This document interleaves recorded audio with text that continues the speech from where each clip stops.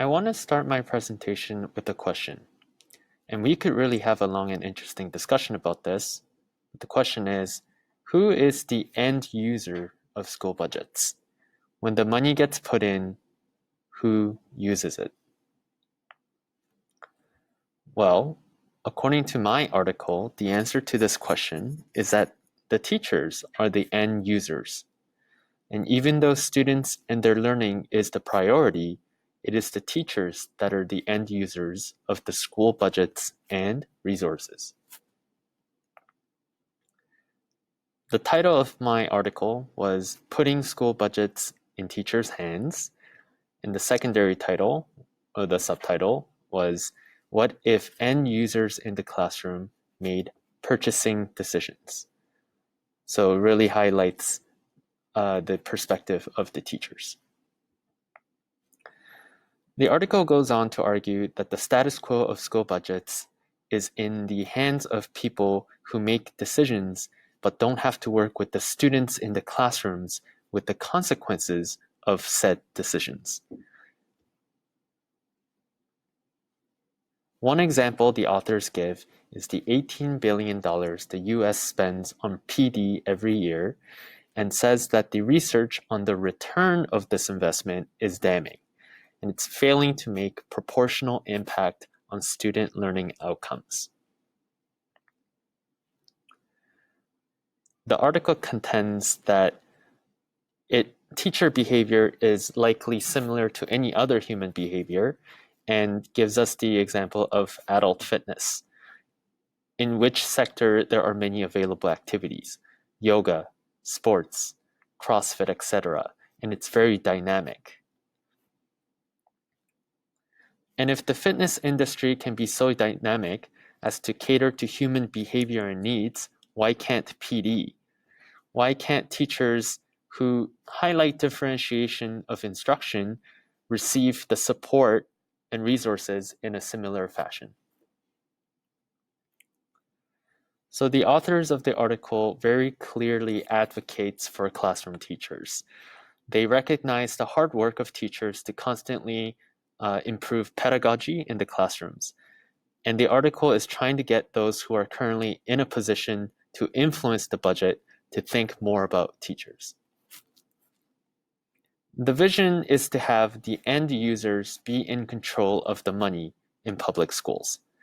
For classroom teachers at international schools, like me, this mainly means PD, physical and software resources, etc. The article calls for superintendents and school leaders to create a teacher marketplace, so all individual teachers could make their own PD purchasing decisions.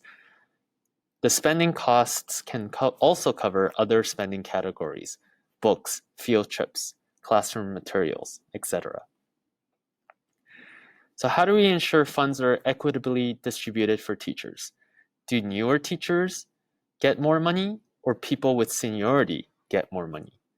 I think these are some interesting and difficult questions. In public educational systems, especially in the United States, people have been trying to move the funding autonomy from central district offices to school buildings, and this hasn't happened yet, let alone giving individual teachers the decision-making power. And some of these facts are the hurdles to making this possible. However, the article offers some advantages, the first of which regard popular online tools growing and monetizing their support. For example, Teachers Pay Teachers and ClassDojo. The second advantage is to have the market come up with new and innovative programs. So when the teachers begin to spend actual money on classroom resources, the companies will want to create products that the teachers actually want. There are other advantages that the article highlights, says something about donors choose, and also teachers being able to reallocate funds to other teachers and pay it forward. And the last advantage the article claims is that their idea will give education reformers a politically viable rallying cry beyond let's replace local schools. But I think this advantage really applies to public schools rather than international schools. The article recognizes the fact that this could backfire in the lack of coherence in the curriculum, more individual work by teachers, etc., but still conveys the idea in a positive light.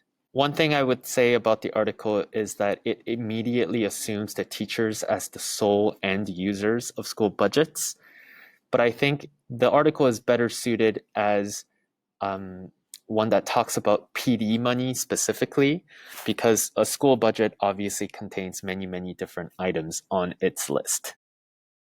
Still, the article serves as a reminder or a catalyst for us to think more deeply about who the end users are for the myriad of things on the budget.